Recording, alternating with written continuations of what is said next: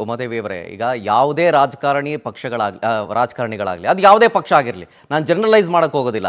ಒಂದಷ್ಟು ಜನ ಅಥವಾ ಕೆಲವೊಬ್ಬರು ಅಂತ ಹೇಳ್ತೀನಿ, ಈ ಅಧಿಕಾರದಲ್ಲಿರುವಂಥ ರಾಜಕಾರಣಿಗಳಾಗಲಿ ಅಥವಾ ವಿಪಕ್ಷದಲ್ಲಿರುವಂಥ ರಾಜಕಾರಣಿಗಳಾಗಲಿ, ಅದೇ ಮಾತಾಡ್ತಾ ಇದ್ರು ಈಗಷ್ಟೇ GBA ಮೀಟಿಂಗ್ನಲ್ಲಿ ಇದ್ದಂಥ ಸಂದರ್ಭದಲ್ಲಿ ಅಂತ ಒಂದು ಎಕ್ಸಾಂಪಲ್ ಕೊಡ್ತಾ ಇದ್ರು.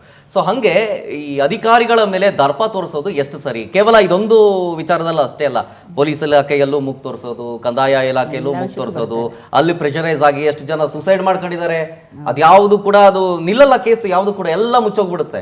ಈ ರಾಜಕಾರಣಿಗಳ ಒಂದು ಪ್ರೆಷರೈಸ್ ಇದೆಯಲ್ಲ, ಸಿಕ್ಕಾಪಟ್ಟೆ ಜಾಸ್ತಿ ಆಯ್ತು. ಬೇರೆಯವರೆಲ್ರಿಗೂ ಕಾನೂನು ತರ್ತಾರೆ, ಸಾರ್ವಜನಿಕರಿಗೂ ಕಾನೂನು ತರ್ತಾರೆ, ಅಧಿಕಾರಿಗಳಿಗೂ ಕಾನೂನು ತರ್ತಾರೆ, ರಾಜಕಾರಣಿಗಳಿಗೂ ಕೂಡ ಒಂದು ಕಾನೂನು ಬಂದ್ಬಿಡ್ಲಿ. ಪ್ರೆಷರೈಸ್ ಮಾಡದೇ ಇರೋದು, ಆ ರೀತಿಯಾಗಿ ಮೂಗು ತೋರಿಸದೇ ಇರೋದು, ಆಡಳಿತ ವರ್ಗದಲ್ಲಿ ಮೂಗು ತೋರಿಸದೇ ಇರೋರು, ಈ ರೀತಿಯಾದಂಥ ಕಾನೂನು ಬರ್ಬೇಕಲ್ವಾ? ಏನ್ ಹೇಳ್ತಿರೋದಕ್ಕೆ? ಅಲ್ಲ, ತುಂಬಾ ತಪ್ಪು ನೋಡಿ. ಇವಾಗ ಸುಮ್ಮನೆ ಜನರಲ್ಲಿ ಕಣ್ಣೂರ್ಸಕ್ಕೆ ಅಂತ ಒಂದು 4 ಸೆಕ್ಷನ್ ಹಾಕಿ ಒಂದು FIR ಮಾಡಿದ್ದಾರೆ. ಅವರು 100ಕ್ಕೆ ಹೆಚ್ಚು ಕಮ್ಮಿ 100 ಭಾಗನ ಅವ್ರು ಅರೆಸ್ಟ್ ಮಾಡೋದು ಇಲ್ಲ, ಏನು ಮಾಡಲ್ಲ ಅವ್ರನ್ನ. ನೋಡೋಣ, ಇವಾಗ ಇಷ್ಟು ಮಾತಾಡಿದಾರಲ್ಲ ಇವರು, ಇವಾಗ ಡಿಪಾರ್ಟ್ಮೆಂಟ್ ಅವ್ರು ಗೊತ್ತಾಗುತ್ತೆ ಒಂದು ಮಹಿಳೆಯನ್ನ ಎಷ್ಟು ಕೆಟ್ಟದಾಗ ಮಾತಾಡಿದ್ದಾರೆ. ಅದೆಲ್ಲದಿಂದ ಸ್ಟ್ರಾಂಗ್ ಸೆಕ್ಷನ್ಗಳು ಹಾಕ್ಬೇಕಾಗುತ್ತೆ ಅವರು, ನನಗೆ ಗೊತ್ತಿರೋಂಗೆ. ಯಾಕಂದ್ರೆ ಅವ್ಯಾಚ ಶಬ್ದ ಅಂದ್ರೆ ಸಿಕ್ಕಾಪಟ್ಟೆ, ನೀನು ಹೋಗು ಬಾ, ಏಕವಚನ. ಇವನ್ ಮನೆ ಇರೋ ಅಕ್ಕ ತಂಗಿ, ಇವ್ರ ಮೇಲೆ ಇರೋ ಮನೆ ಹೆಣ್ಮಕ್ಳಿಗೆ ಹಂಗೆ ಮಾತಾಡಿದ್ರೆ ಬಿಟ್ಬಿಡ್ತಾರೆ ಇವರು. ಆವಾಗ ಎಲ್ಲ ಅದಕ್ಕೆ ಹೇಳಿದ್ ನಾನು, ಅವ್ರ ತಾಕತ್ತೆ ನಾಳೆ ಬರ್ಲಿ 11 ಗಂಟೆಗೆ ನಾವೆಲ್ಲ ಹೋಗ್ತೀವಿ, ಅದ್ ಕರೆಸ್ಲಿ ಎಲ್ಲಾರು, ಅದೇನ್ ಸುಡ್ತಾರೆ, ಅದು ಒಳಗಡೆ ಕಾಲಿಡ್ತಾರೆ ನೋಡೋಣ, ನಾವು ಹೋಗ್ತೀವಿ, ಪರವಾಗಿಲ್ಲ. ಒಂದು ಮಹಿಳೆಗೋಸ್ಕರ ನಾವು ಎಲ್ಲಿವರೆಗೂ ಬೇಕಾದ್ರೆ ಹೋರಾಟ ಮಾಡಕ್ಕೆ ನಾವೆಲ್ಲ, ನಮ್ಮ ಶಿವಶಕ್ತಿ ಮಹಿಳಾ ಸಂಘ, ಇನ್ನೂ ಅನೇಕ ಸಂಘಟನೆಗಳು ನಮ್ಮ ಜೊತೆಗಿದೆ. ಎಲ್ಲರೂ ನಾವು ಯಾವಾಗಲೂ ಅದಕ್ಕೆ ಒಂದು ರೆಡಿಯಾಗಿ ನಿಂತಿರ್ತೀವಿ ನಾವು. ಒಂದು ಮಹಿಳೆಯರು ಯಾರಿಗೆ ಏನೇ ತೊಂದರೆ ಅದನ್ನು ಅದ್ರ ಬಗ್ಗೆ ಹೋರಾಟ ಮಾಡೋಕ್ಕೆ ಅಂತ. ಇವ್ರು ನಾಳೆ ಬರಲಿಲ್ಲ ಅಂದರೆ ಇದು ಸುಳ್ಳು ಅಂತ ಆಗ್ಬಿಡುತ್ತಲ್ಲ, ಬರಲಿ ಅವ್ರು ಕೇಳೋಣ ಅಲ್ವಾ. ಅವ್ರು ಮಾತಾಡೋಕೆ ಬಿಟ್ಟರೆ ಇಷ್ಟು ಮಾತಾಡಿದಾರೆ ಅಂತ ತುಂಬ ತಪ್ಪಾಗುತ್ತಲ್ವಾ ಅದು. ನಿಜ ನಿಜ ನಿಜ. ಮಮತಾ ಮೇಡಮ್, ನೀವೇನು ಹೇಳ್ತೀರಿ? ಈ ಕೇವಲ ಇದೊಂದು ಎಕ್ಸಾಂಪಲ್ ಪ್ರಕರಣ ಇಟ್ಕೊಂಡು ನೋಡಿದ್ರೆ ಈ ಥರದ್ದೊಂದು ಎಷ್ಟೋ ಪ್ರಕರಣಗಳಾಗ್ತವೆ, ಆದರೆ ಯಾವುದು ಕೂಡ ಇಷ್ಟು ಮಟ್ಟಿಗೆ ಬೆಳಕಿಗೆ ಬರಲ್ಲ. ಒಂದಷ್ಟು ಜನ ಪುರುಷರಿಗೂ ಹೇಳಿರ್ತಾರೆ, ಒಂದಷ್ಟು ಜನ ಏನು ಮಾಡೋದು, ಅವ್ರದ್ದು ಹೇಳಿದ್ದು ಹ್ಞೂ ಅನ್ಕೊಂಡು ಸುಮ್ಮನೆ ಆಗಬೇಕು, ಆಯಿತು ಬಿಡು ನಮ್ಗೆ ಯಾಕೆ ಸಮಸ್ಯೆ ಅಂಥೇಳಿ ಅವರು ತುಂಬ ಸೀರಿಯಸ್ ಆಗಿ ತಗೊಳಕ್ಕೆ ಹೋಗಲ್ಲ, ಬೈಸ್ಕೊಳ್ಳೋರು ಕೂಡ ಇರ್ತಾರೆ. ಈ ಒಂದು ಪ್ರವೃತ್ತಿ ಇದೆಯಲ್ಲ, ಈ ಹಿಂದಿನಿಂದೂ ನಡ್ಕೊಂಡ್ಬಂದಿದೆ. ಇದಕ್ಕೆ ಮೂಗುದಾರ ಹಾಕೋರು ಯಾರು ಆ್ಯಕ್ಚುಲಾಗಿ? ನಾವೇ ರೆಡಿ ಆಗಬೇಕು. ಇವಾಗ ನೋಡಿ, ಜಸ್ಟ್ ಈಗ ಇವರು ನಮ್ಮ ಅಮೃತ ಗೌಡ ಮೇಡಮ್ ಒಂದು ಜಸ್ಟ್ ವಾಯ್ಸ್ ರೆಕಾರ್ಡ್ ಮಾಡ್ಕೊಳಕ್ಕೆ ನಮಗೆ ಪ್ರೂಫ್ ಸಿಕ್ತು, ಒಂದು FIR ಆಯಿತು ಅಂತ ಹೇಳಬೇಕು ಅಂದ್ರೆ, ಇದೇ ಥರ ಎಲ್ಲ ಹೆಣ್ಮಕ್ಳಾಗಲಿ ಗಂಡು ಮಕ್ಕಳಾಗಲಿ ಮುಂದೆ ಬರಬೇಕು. ಅಧಿಕಾರಿ ಆದರೆ ಏನಾಯಿತು, ನಾವು ಕೊಟ್ಟರೆ ಅಧಿಕಾರ, ಈಗ CMಗಾಗಲಿ PMಗಾಗಲಿ ನಾವು ಕೊಟ್ಟರೆ ಅಧಿಕಾರ ಆಯಿತಾ, ಅದು ನಮಗೆ ಅವರು ಸಹಾಯ ಮಾಡಬೇಕು. ನಮಗೆ ಸಹಾಯ ಮಾಡೋಕ್ಕೋಸ್ಕರ ಒಂದು ಅಧಿಕಾರದಲ್ಲಿ ನಾವು ಇಟ್ಟು ನಾವು ನೋಡ್ತೀವಿ. ಅವರೇ ನಮ್ಮ ಮೇಲೆ ದರ್ಬಾರ್ ಮಾಡಿ, ನಮ್ಮ ಮೇಲೆ ಈ ಥರ ರೌಡಿಸಮ್ ಮಾಡಿ ಗುಂಡಾಗಿರಿ ಮಾಡ್ತಾರೆ ಅಂದಾಗ ನಾವು ಅಟ್ಲೀಸ್ಟ್ ಈ ಥರದ್ದೆಲ್ಲ ನಾವು ಜನಕ್ಕೆ ಕಾಣಂಗೆ ಮಾಡಬೇಕು.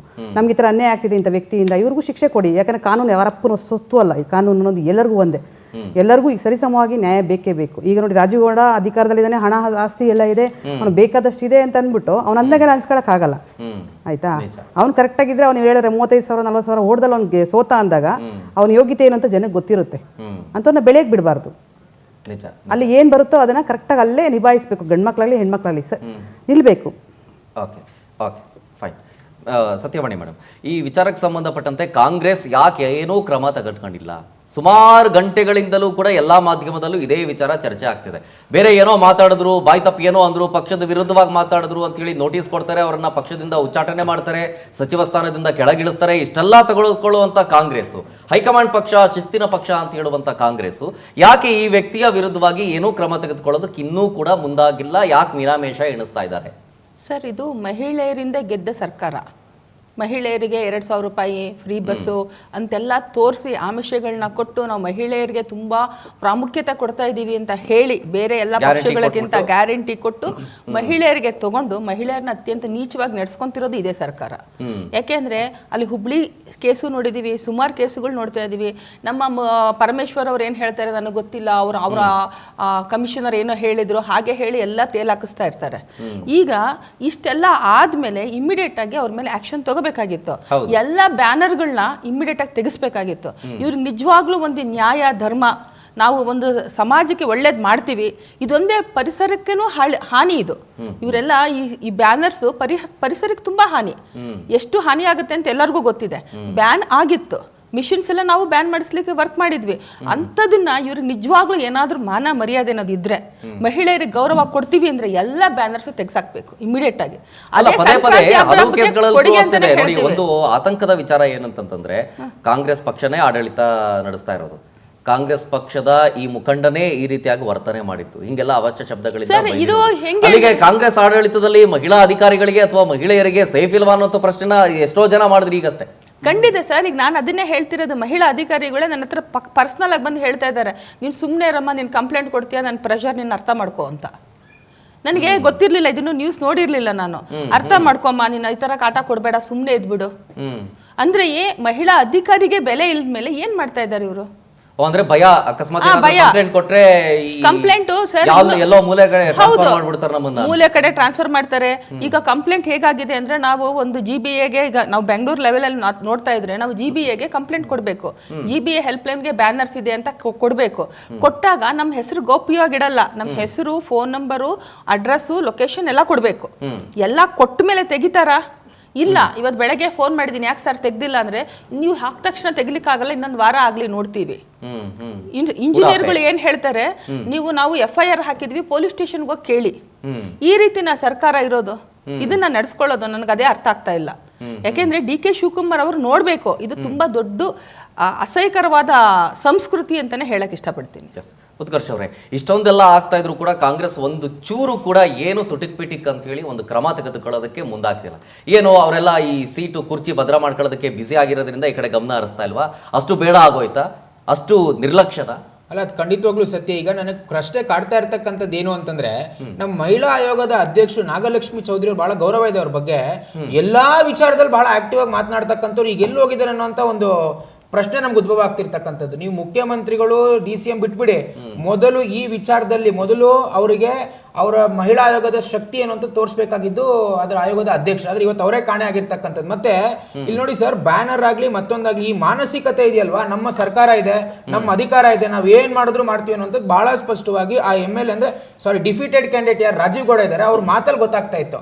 ಅಂದ್ರೆ ಸುಟ್ಟಾಕ್ತೀನಿ, ಜನ ಎತ್ಕಡ್ತೀನಿ ಅಂತ ಹೇಳ್ತಕ್ಕಂಥ ಈ ಮನಸ್ಥಿತಿ ಇದೆಯಲ್ವಾ, ಈ ದುರಹಂಕಾರದ ಈ ಆಡಳಿತ ಏನಿದೆ, ಇದನ್ನ ಯಾರು ಒಪ್ಪೋದಿಲ್ಲ.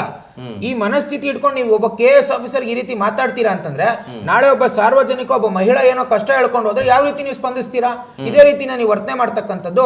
ನೀವು 2,000 ಕೊಡ್ತೀವಿ, ಮಹಿಳೆಯರಿಗೆ ಉಚಿತ ಬಸ್ ಕೊಡ್ತೀವಿ ಅಂತ ಮಹಿಳೆಯರ ಹೆಸರನ್ನು ಹೇಳ್ಕೊಂಡೇ ನೀವು ಅಧಿಕಾರಕ್ಕೆ ಬಂದಂತದ್ದು. ಅದರಲ್ಲೂ ಮೋಸ ಮಾಡಿದ್ರಿ. ಈಗ ಬಂದ ಮೇಲೆ ಈ ರೀತಿ ಹೆಣ್ಮಕ್ಳನ್ನ ನಡ್ಸ್ಕೊಳ್ತಕ್ಕಂಥದ್ದು ಎಷ್ಟರ ಮಟ್ಟಿಗೆ ಸರಿ? ನೋಡಿ, ನಗರಸಭೆಯ ಕಾರ್ಮಿಕರು ಬಂದು ಹೋರಾಟ ಮಾಡುವಂತ ಪರಿಸ್ಥಿತಿ ಬಂದಿದೆ. ಅಂದ್ರೆ ನೀವು ಯೋಚನೆ ಮಾಡಿ ಅವರು ಒಬ್ಬಂಟಿ ಅನ್ನೋ ರೀತಿಯಾಗಿ ಮಾತನಾಡಿದ್ರು ಅವರು, ರಾಜೀವ್ ಗೌಡ್ರು. ಯಾರು ಬರೋದಿಲ್ಲ ನಿಮ್ಮ ಹಿಂದ್ಗಡೆ, ನಂದೇ ಎಲ್ಲ ಅನ್ನೋ ರೀತಿಯಾಗಿ. ಅದಕ್ಕೆ ಒಬ್ಬಂಟಿ ಮಹಿಳೆಯಿಂದ ನಾವೆಲ್ಲರೂ ಇದೀವಿ ಅಂತ ಹೇಳಿ ಅಲ್ಲಿನ ಸಿಬ್ಬಂದಿ ವರ್ಗ, ಪಾಪ ಪೌರ ಕಾರ್ಮಿಕರೆಲ್ಲರೂ ಕೂಡ ಅವ್ರ ಜೊತೆಗೆ ನಿಂತ್ಕೊಂಡ್ರು. ಅಂದ್ರೆ ಇಟ್ ಶೋಸ್ ಆ ಲೇಡಿ ಆಫೀಸರ್ ಎಷ್ಟು ಪ್ರಾಂಪ್ಟ್ ಆಗಿ ಕೆಲಸ ಮಾಡ್ತಾ ಇದ್ದಾರೆ ಅಂತ. ಈಗ ಬರಕ್ ಹೇಳಿ ರಾಜೀವ್ ಗೌಡನ್ಗೆ, ಎಲ್ಲೋಗಿದ್ದಾರೆ? ಈಗ FIR ಮಾಡಿ ಅರೆಸ್ಟ್ ಮಾಡುವಂತದ್ದು ಎಲ್ಲೋಗಿದ್ದಾರೆ? ನಾಪತ್ತೆ ಆಗಿದ್ದಾರೆ. ಮೊದಲು ಕ್ಷೇತ್ರದಲ್ಲಿ ಕೆಲಸ ಮಾಡಿ ಗೆಲ್ಲುವಂತ ತಾಕತ್ ಇಟ್ಕೊಳ್ಳಿ ರಾಜೀವ್ ಗೌಡ ಶಿಡ್ಲಘಟ್ಟದಲ್ಲಿ. ಅದು ಬಿಟ್ಬಿಟ್ಟು ಈ ರೀತಿ ಅಧಿಕಾರಿಗಳಿಗೆ ಧಮಕಿ ಹಾಕೋದು, ದರ್ಪ ತೋರಿಸದಿದ್ರೆ ಖಂಡಿತವಾಗ್ಲೂ ನಾವು ಕೂಡ ಜಿಲ್ಲೆಯ ಮಟ್ಟದಲ್ಲಿ ಮುಂದಿನ ದಿನಗಳಲ್ಲಿ ದೊಡ್ಡ ಮಟ್ಟದಲ್ಲಿ ಹೋರಾಟಕ್ಕೆ ಕರೆಯನ್ನು ಕೊಡ್ತಾ ಇದ್ದೇವೆ. ಈ ರೀತಿ ದೌರ್ಜನ್ಯ ಏನ್ ಕೇಳಕ್ಕಾಗತ್ತಾ? ನೀವು ಶಿಡ್ಲಘಟ್ಟದವರೇ ಅಂತ ಹೇಳೋದಕ್ಕೆ ಈ ಪ್ರಶ್ನೆ, ಈ ಹಿಂದಿನ ಒಂದಷ್ಟು ವಿಚಾರದಲ್ಲಿ ಈ ರೀತಿಯಾಗಿ ಆಗಿತ್ತಾ ಅಂತ ಗಲಾಟೆಗಳು ಈ ವ್ಯಕ್ತಿಗಿಂತ? ಖಂಡಿತವಾಗ್ಲೂ ಈತನ ಮೇಲೆ ಅನೇಕ FIR ಗಳಿದೆ. ರಿಯಲ್ ಎಸ್ಟೇಟ್ ಮಾಫಿಯಾ, ಭೂ ಹಗರಣ. ಮೊನ್ನೆ KR ಪುರಂದಲ್ಲಿ ಒಂದು ಫ್ಯಾಮಿಲಿ ಹೋದಾಗ ಒಬ್ಬ ಹೆಣ್ಮಕ್ಳ ಬಂದಿರ್ತಕ್ಕಂಥ ಲೇಡೀಸ್ ದೇವಸ್ಥಾನಕ್ಕೆ ಬಂದ್ರೆ ಒಡೆದು 13 ವರ್ಷದ ಒಬ್ಬ ಹೆಣ್ಮಗು, ಅವ್ರನ್ನು ಕೂಡ ಬಿಡದೆ ಓಡಿಸಿರ್ತಕ್ಕಂಥದ್ದು ಈ ವ್ಯಕ್ತಿ ರಾಜಗೌಡ. ನೀವು ಕೂಡ ಮಾಧ್ಯಮದಲ್ಲೆಲ್ಲ ಪ್ರಸಾರ ಮಾಡಿದ್ರ. ಈತನೇನು ವೈಟ್ ಕಾಲರ್ ಏನಲ್ಲ. ಆಮೇಲೆ FIR ಗಳೇನು ಇದೇನ್ ಬಹಳ ದೊಡ್ಡ FIR ಅಲ್ಲ ನನಗನ್ಸೋ ಪ್ರಕಾರ. ಇದೊಂದು ಆದ್ರೆ ಆಯ್ತು ಅಂತ ಆ ಮನಸ್ಥಿತಿಲಿ ಇರ್ತಾರೆ. ಸೊ ಹಾಗಾಗಿ ಇಂಥವ್ರು ಖಂಡಿತವಾಗ್ಲೂ they are not unfit to politics. ಅವರು ಒಬ್ಬ ಕಾಮನ್ ಸೆನ್ಸ್ ಇಲ್ವೇನ್ರಿ? ಒಬ್ಬ MLA ಡಿಫಿಟೆಡ್ ಕ್ಯಾಂಡಿಡೇಟ್ ಇರ್ಬೋದು, ನೀನು ಒಬ್ಬ ಕ್ಯಾಂಡಿಡೇಟ್ ಅಲ್ವೇನಪ್ಪ? ಒಂದು ಆಡಿಯೋದಲ್ಲಿ ನೀನು ಆ ರೀತಿನ ಮಾತನಾಡ್ತಕ್ಕಂಥದ್ದು, ಬಾಯಿಗೆ ಬಂದಂಗೆಲ್ಲ ಯಾರಾಗ್ರಿ ಮಾತಾಡ್ತೀರಾ ನೀವು? ಒಬ್ಬ KS ಆಫೀಸರ್ ಅವರು, ಒಬ್ಬ ಮಹಿಳೆ ಅನ್ನೋದು ನೋಡಿದೆ ನಾನು ಅವ್ರನ್ನ ಚೂಕಡ್ತೀನಿ ಅಂತ ಯದ್ವಾ ಮಾತಾಡಿದ್ರೆ ಕೇಳಕ್ಕಾಗತ್ತ? ಅದನ್ನ ಮೊದಲು ಇಂಥವ್ರನ್ನೆಲ್ಲ ಇವ್ರು ಪಾಲನೆ ಮಾಡಿ ಪೋಷಣೆ ಮಾಡ್ತಾ ಇದಾರಲ್ಲ ಕಾಂಗ್ರೆಸ್ ಅವರು. ಆಮೇಲೆ DK ಶಿವಕುಮಾರ್ ಶಿಷ್ಯ ಅಂತ ಹೇಳ್ಕೊಳ್ತಾನೆ ಈತ.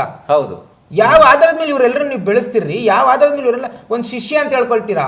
ಹೋಗ್ಲಿ, ಒಂದು ಘನತೆ ಗೌರವ ಬೇಡವಾ? ಒಂದು ನ್ಯಾಷನಲ್ ಪಾರ್ಟಿ ಹರಾಜಾಗ್ತಾ ಇದ್ದಾರೆ, ಕೊನೆಗೆ ಏನ್ ಮಾಡ್ತಾರೆ ಗೊತ್ತಾ? ನನಗೆ ಗೊತ್ತು ಏನಾಗುತ್ತೆ, ಆ ಅಧಿಕಾರಿ ಮೇಲೆ ಎತ್ಕಡ್ತಾರೆ, ಇವರೇ ಪರ್ಮಿಷನ್ ಕೊಟ್ರು ಅಂತ. ಇದೇ ಆಗಿದ್ದು ಬಳ್ಳಾರಿಲಿ ಏನಾಯ್ತು ಸರ್? ಪಾಪ ಸೂಸೈಡ್ ಮಾಡ್ಕೊಂಡಿಲ್ವಾ? ದಯಾನಂದ್ ಅವ್ರನ್ನ ಬಲಿ ಕೊಡ್ಲಿಲ್ವಾ ಇವರು? ಹಂಗೆ ಇಲ್ಲೂ ಇದೇ ಮಾಡುವಂತದ್ದು, ಏನು ಮಾಡೋದಿಲ್ಲ, ಇವ್ರನ್ನೇನು ಅರೆಸ್ಟ್ ಮಾಡೋದಿಲ್ಲ. ಪದೇ ಆಡಳಿತ ವೈಫಲ್ಯ ಕಾರಣ ಆಗ್ತಾ ಇದೆ ಇಲ್ಲಿ. ಎಸ್, ಆಡಳಿತ ವೈಫಲ್ಯ ಸಂಪೂರ್ಣವಾಗಿ. ಈಗ ಬಳ್ಳಾರಿಲೂ ಅಷ್ಟೇ ಬ್ಯಾನರ್ ಗಲಾಟೆ ವಿಚಾರಕ್ಕೆ ಸಂಬಂಧಪಟ್ಟಂತೆ ಸ್ವತಃ ಅವರದ್ದೇ ಪಕ್ಷ, ಕಾಂಗ್ರೆಸ್ ಪಕ್ಷದ ಹೈಕಮಾಂಡ್ ನಾಯಕರೇ ಹೇಳಿದ್ದಾರೆ, ಒಂದು ಬ್ಯಾನರ್ ವಿಚಾರಕ್ಕ ಇಷ್ಟೊಂದೆಲ್ಲ ಗಲಾಟೆ ಆಯ್ತಾ? ಅವರೇ ಆಶ್ಚರ್ಯ ಪಡ್ತಾರೆ. ಈಗ ನಾನು ಹೇಳ್ತೀನಿ, KC ವೇಣುಗೋಪಾಲ್ ಅವ್ರು ಮಾತಾಡ್ಲಿ. ಈಗ ಏನ್ ಎಲ್ಲೋ ಕೋಗಿಲ್ ಲೇಔಟಲ್ಲಿ ಆಗಿದ್ದ ಅಲ್ಲಿ ಸಂಬಂಧನೇ ಇಲ್ಲ, ಅಲ್ಲಿ ನೀವು ಟ್ವೀಟ್ ಮಾಡ್ತೀರಲ್ರಿ. ಈಗ ಮಾಡಕ್ ಹೇಳಿ ಕೆ ಸಿ ವೇಣುಗೋಪಾಲ್ ಅವ್ರಿಗೆ ನಾಚಿಕೆ ಮಾನ ಮರ್ಯಾದೆ ಇರ್ಬೇಕ್ರಿ ಏನಾದ್ರು. ಇವರೆಲ್ಲ ಡಿ ಕೆ ಶಿವಕುಮಾರ್ ಜೊತೆ ಸಿದ್ದರಾಮಯ್ಯ ಜೊತೆ ಗುರುತಿಸ್ಕೊಂಡಿರ್ತಕ್ಕಂಥವ್ರು. ಎಲ್ಲಿದ್ದಾರೆ ಸಿದ್ದರಾಮಯ್ಯ ಒಂದು ಸ್ಟೇಟ್ಮೆಂಟ್ ಕೊಟ್ರ? ಸುಮ್ನೆ ಸ್ಟೇಟ್ಮೆಂಟ್ ಕೊಟ್ಬಿಟ್ರೆ ಆಗಲ್ಲ ಸರ್. ಮೊದ್ಲು ಒದ್ದು ಒಳಗಡೆ ಹಾಕ್ಬೇಕಿಂತವ್ರನ್ನೆಲ್ಲ, ಒದ್ದು ಒಳಗಡೆ ಹಾಕ್ಬೇಕಿಂತವ್ರನ್ನೆಲ್ಲ. ಈ ಲೆವೆಲ್ ಮಾತಾಡಬಾರ್ದು. ನಿಮಗೆ ಏನಾದ್ರೂ ಡಿಫ್ರೆನ್ಸಸ್ ಆಫ್ ಒಪಿನಿಯನ್ ಇದ್ರೆ ನೀವು ಮಾತಾಡಿ, ಚರ್ಚೆ ಮಾಡಿ ಮೀಟಿಂಗ್ಗಳಲ್ಲಿ. ಅದು ಬಿಟ್ಬಿಟ್ಟು ಹೀನಾಮಾನವಾಗಿ ಈ ರೀತಿ ಬೈದ್ರೆ ಒಪ್ಪಂತ ಮಾತಾ ಇದೆಲ್ಲ. ಬಟ್ ಓಕೆ, ಬಿಜೆಪಿ ವಕ್ತಾರದಿಂದ ನಿಮ್ಗೆ ಈ ಒಂದು ಪ್ರಶ್ನೆ, ಈಗ ಯಾವುದೇ ಒಂದು ವಿಚಾರಕ್ಕಾದ್ರೂ ನೀವು ಸ್ಥಳದಲ್ಲಿ ವಿತಿನ್ ಒಂದು ಫ್ರಾಕ್ಷನ್ ಆಫ್ ಒಂದಷ್ಟು ಅವರ್ಸ್ ಒಳಗಡೆ ನೀವು ಅಲ್ಲಿ ಸ್ಥಳದಲ್ಲಿ ಇರ್ತಿದ್ರಿ. ಬಟ್ ಈ ಪ್ರಕರಣದಲ್ಲಿ ಯಾರು ಹೋಗ್ಲಿಲ್ವಲ್ಲ, ಯಾಕೆ ಈಗ? ಇಲ್ಲ, ಆಲ್ರೆಡಿ ನಮ್ಮ ಅಲ್ಲಿನ ಲೋಕಲ್ ಲೀಡರ್ಗಳು ಹೋಗಿ ಕಂಪ್ಲೇಂಟ್ ಅನ್ನ ರೈಸ್ ಮಾಡಿ, ಅಮೃತ ಗೌಡ ಅವ್ರನ್ನ ಕೂಡ ಖುದ್ದಾಗಿ ಭೇಟಿ ಮಾಡಿ ಅವ್ರಿಗೆ ಸಾಂತ್ವನ ಹೇಳಿ ಮುಂದಿನ ದಿನಗಳಲ್ಲಿ ಇದನ್ನ ಹೋರಾಟ ರೂಪಿಸುವಂತದ್ದು ಆಗ್ತಾ ಇದೆ. ಯಾಕಂದ್ರೆ ಮೊದ್ಲೇನಾಗುತ್ತೆ ಸರ್, ಇಂಥ ಪ್ರಕರಣಗಳಲ್ಲಿ ರಾಜಕೀಯ ಅನ್ನೋದಕ್ಕಿಂತ ಕಾನೂನಾತ್ಮಕವಾಗಿ ಇಂಥವ್ರಿಗೆ ಏನ್ ಶಿಕ್ಷೆ ಕೊಡಿಸ್ಬೇಕು.